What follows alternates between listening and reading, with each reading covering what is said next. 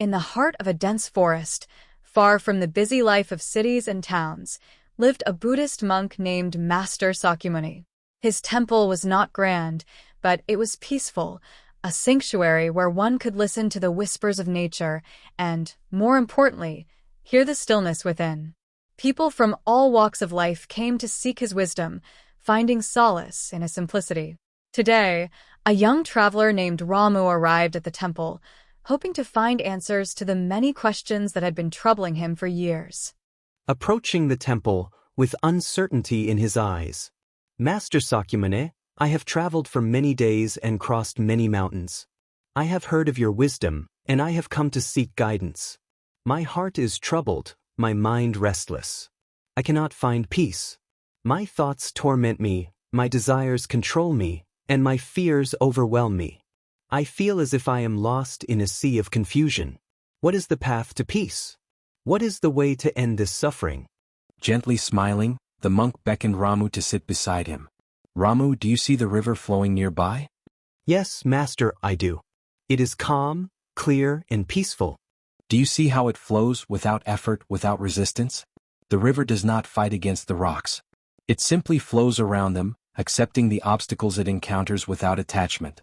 And yet, despite all the obstacles it faces, the river always finds its way forward.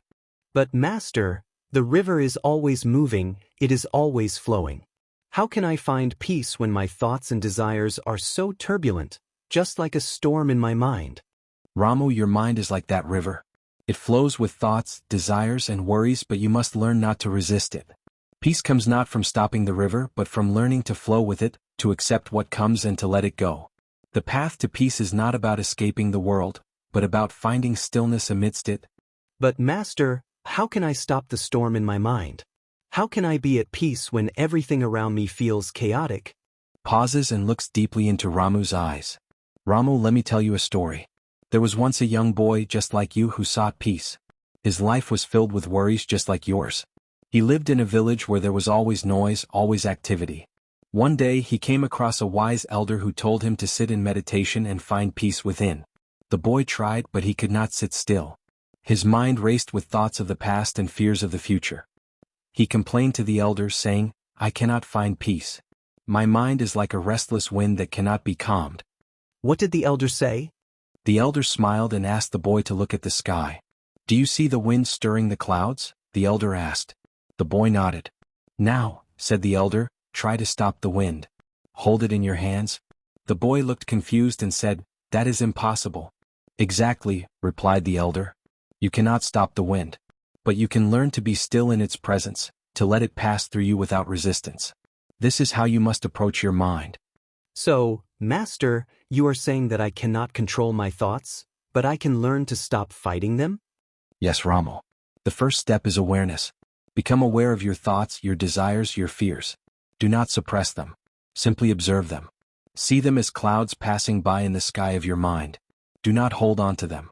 Let them come and go like the river that flows without clinging to the rocks. This is the beginning of peace. But Master, how can I practice this? How can I be aware of my thoughts? Gestures to the surroundings. Come, let us walk in the forest. As we walk, pay attention to every step. Feel the ground beneath your feet. Listen to the sounds around you, the birds, the rustling leaves, the breeze. Notice the sensations in your body. If your mind starts to wander, gently bring your attention back to your breath, to the present moment. This is mindfulness.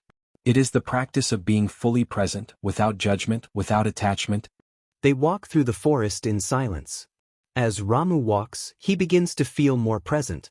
His thoughts start to quiet down, and the forest seems to embrace him with its peaceful energy. For the first time in many years, Ramu feels at ease. Stopping, smiling slightly. Master, I can feel it. There is a stillness here. It feels as though the world has slowed down, and my mind has become clear. This is the power of mindfulness. When you are present, you are not lost in the past or the future. You are free from the storm of your thoughts. Peace comes not from escaping the world, but from fully experiencing it without attachment. The more you practice, the easier it will become to find this peace, even in the midst of chaos. Master, I understand that peace comes from within, but there is something else that troubles me. Everything in life seems to change. My relationships, my health, the world around me. It feels as though nothing stays the same. How can I find peace in a world that is always changing? Ramu, everything in life is impermanent. The tree you see before you will one day wither. The river you admire will eventually flow into the sea. The moments we share, even this conversation, are fleeting. But this is not something to fear. In fact, it is the very nature of life. If we cling to things, if we attach ourselves to them, we create suffering. The secret to peace is to accept impermanence, to embrace the changing nature of the world without resistance. So, Master, you are saying that if I stop holding on to things, if I accept that everything changes, I can find peace? Yes, Ramu. When you accept that all things are temporary, you stop fearing their loss. When you stop clinging, you stop suffering. This is the path of wisdom, the path of letting go. It is not about detaching from life, but about letting go of attachment to the outcomes, to the desire for things to remain the same. Life is like a river, always flowing, always changing. Find peace in the flow, and you will no longer fear the changes. Deep in thought. Master, I have learned much today. But there is one more thing. I have suffered much because of my anger.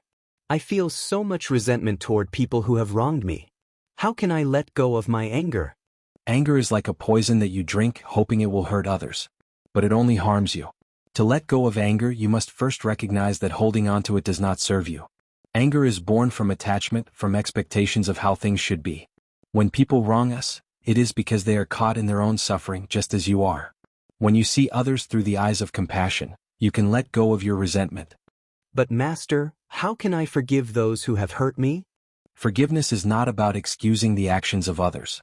It is about releasing yourself from the burden of anger. When you forgive, you free your heart from the chains of resentment.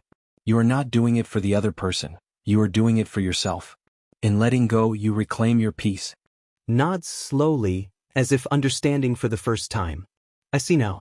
Forgiveness is not weakness. It is strength. You have taken the first steps on the path to peace, Ramu.